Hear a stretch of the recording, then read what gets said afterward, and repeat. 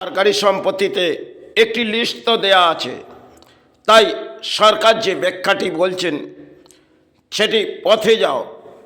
এটা পথে গেলে দেখবেন আপনি বাংলার মানুষ যদি পথে কর্মস্থান করতে যায় হয়তো 1000 টাকায়, সেটি হয়তো ব্যাখ্যা বললেন বটে, অসাধারণ ব্যাখ্যা, কিন্তু এই সরকারি সম্পত্তিগুলোতে পুরনো সময় থেকে একটা লিস্ট চলছে। তাহলে সেই সরকারি সম্পত্তিগুলোতে বাংলার মানুষ কর্মস্থান করতে পারবে না।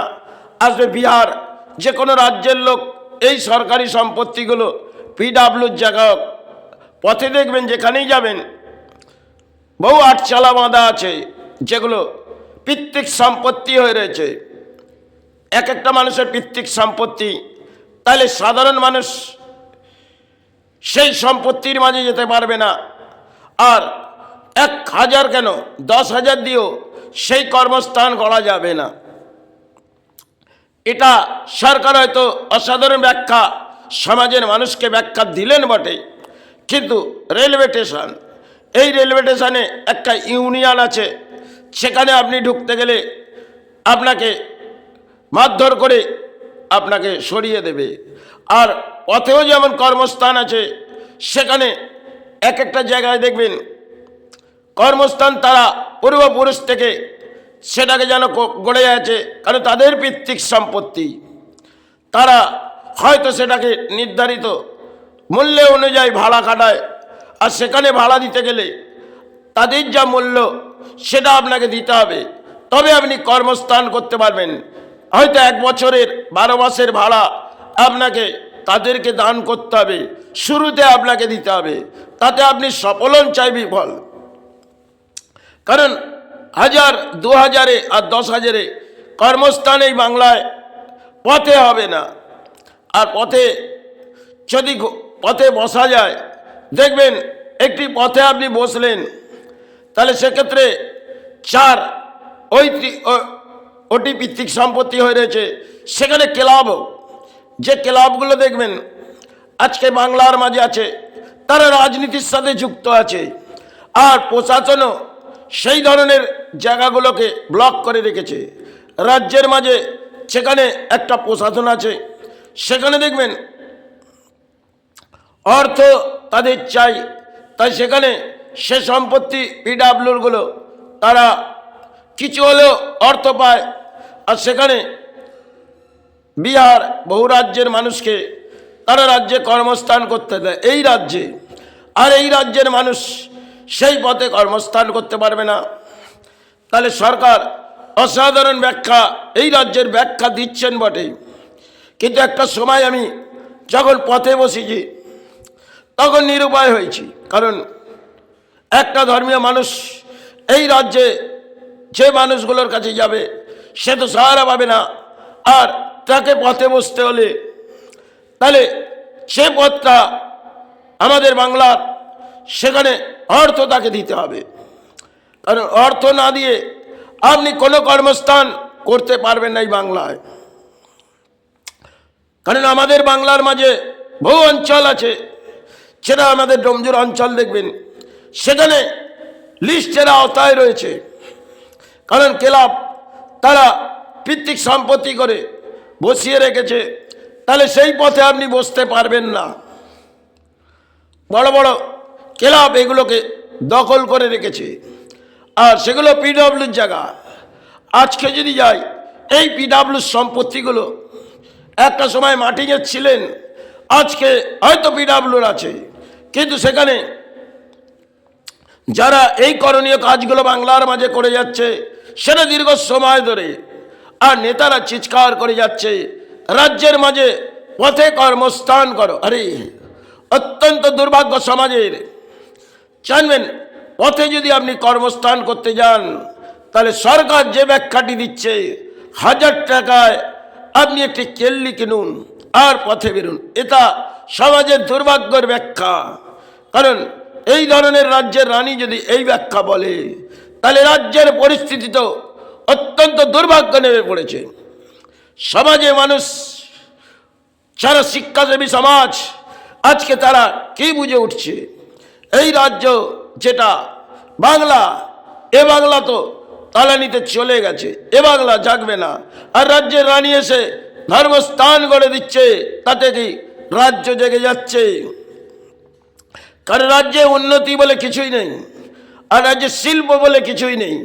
আছে ধর্মস্থান এগিয়ে আসছে, তাতে রাজ্যের মাঝে ধর্মস্থান হয়তো গড়বে, তাতে বহু মানুষ সেই পথেই কর্মস্থান করতে গেলে সেখানেও তো দেখবেন যারা যে জায়গায় বসে যাবে সেখানে তাদের পৈতৃক সম্পত্তি হয়ে যাবে। আর সাধারণ মানুষ এই বাংলার তারা যেখানেই যাক কোথাও কর্মস্থান করতে পারবে না, কারণ কর্মস্থান করতে গেলে বাংলার মাঝে অর্থ দিতে হবে। এক একটা সম্পত্তি সেটা পৈতৃক হয়ে রয়েছে, সেগুলো বিক্রয় হয়, সময় ক্ষেত্রে আজকে বিক্রয় হয়, তার মূল্যবান, হয়তো তার কোনো দলিল কোনো কিছু ক্রিয়াকার্য হয় না, কিন্তু সে সমস্ত কাগজ হয়তো রাজ্যের মাঝে হবে না, কিন্তু সেগুলো বিক্রয় হয়। আর সেগুলো দেশের নেতা থেকে আরম্ভ করে তারা একটা অট্টালিকার বসে এই রাজ্যের মাঝ থেকে তারা অর্থ পায়। যেখানেই এই পৈতৃক সম্পত্তিগুলো আছে সেখানে উঁচু উঁচু দরজা তার সাহারা পায়।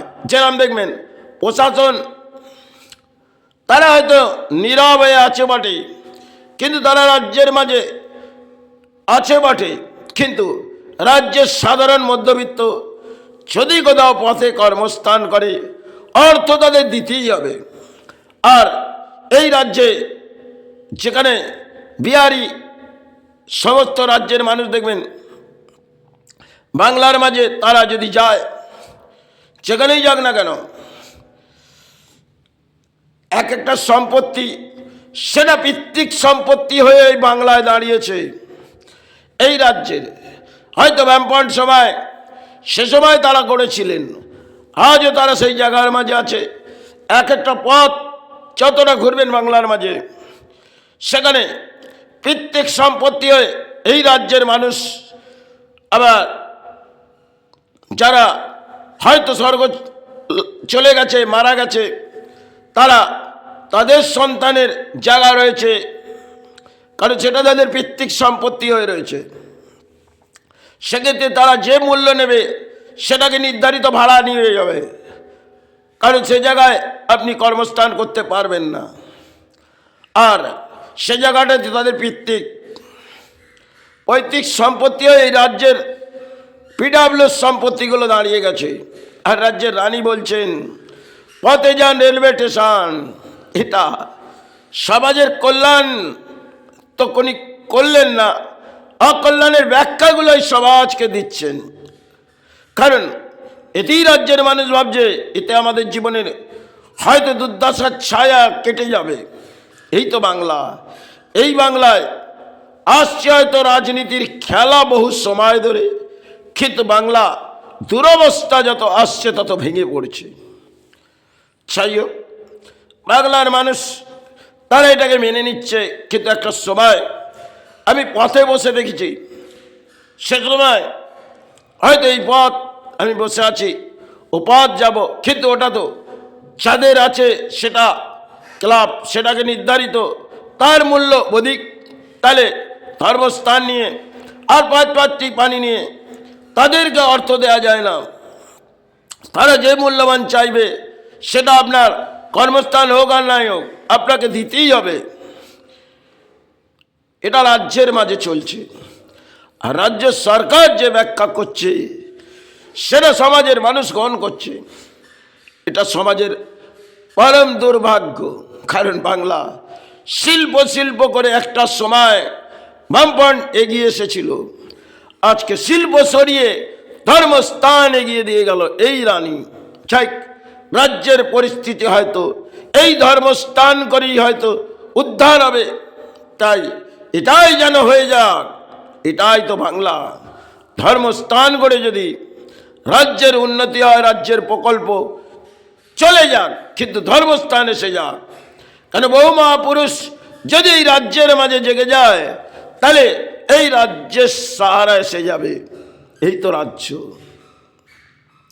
কারণ যে সমস্ত মহাপুরুষ তারা এসেছিলেন সময় অ্যাট এ টাইম, তাহলে তাদেরকে যদি এই বাংলার মাঝে ফের আনা যায়, তাহলে রাজ্যের একটি যেমন আমার ক্ষমতা হবে, আর রাজ্যের উন্নতির পথ হয়তো আসবে।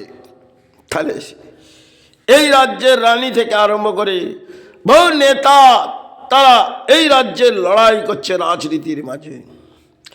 এই তো রাজ্য। এই রাজ্যে দুরবস্থা ভেঙে হয়তো পড়েছে, কিন্তু এই দুরবস্থা সেটা পরবর্তী সময় হয়তো ফিরে আসবে না।